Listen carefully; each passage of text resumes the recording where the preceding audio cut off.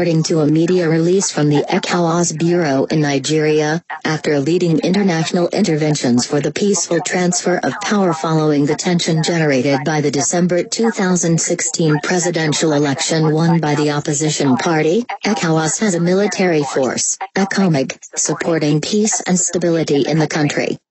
ECOWAS is not only in the Gambia because Gambia is an important member of ECOWAS, but also because Gambia has played its part in peacekeeping in our region, Liberia and Sierra Leone, declared Mrs. Halima Ahmed, ECOWAS Commissioner for Political Affairs, Peace, and Security, in Banjul recently, during the commissioning of an officers' mess/soldiers' canteen and kitchen for the Nigerian contingent of ECOMIG at the Yundum Barracks. She recalled that the Gambia hosted the regional meeting that produced ECOWAS' first peace accord on the Liberian crisis chaired by the first Gambian president, Sir Dr. Abu Jawara in the early 1990s. Commissioner Ahmed, who accompanied the ECOWAS Commission President H. E. Marcel de Souza on the diplomatic shuttles for the resolution of the Gambia's December election dispute, led the Commission's technical team that supported the 20-member ECOWAS election observation mission, deployed by the President to observe Gambia's 6 April 2017 parliamentary polls. The commissioner was accompanied by the head of ECOMIG mission and ECOWAS ambassador to the Gambia, Mrs. Vaba Gaffer at the commissioning ceremony, with whom she also participated at the ceremony organized by Senegal's ECOMIG continent at Dakar, to mark their country's independence anniversary on the 4th April. She explained that ECOWAS' involvement in peace efforts in the New Gambia was its duty in line with the relevant protocols and instruments.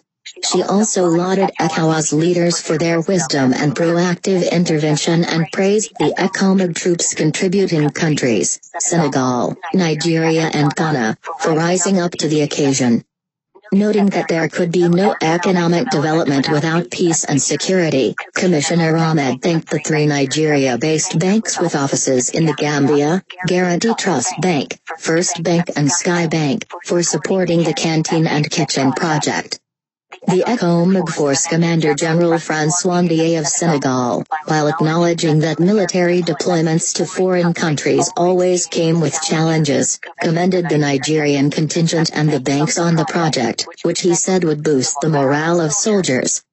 He also praised the Nigerian contingent commander, Lieutenant Colonel Mohammed Adamu, for making the welfare of troops under his command a priority.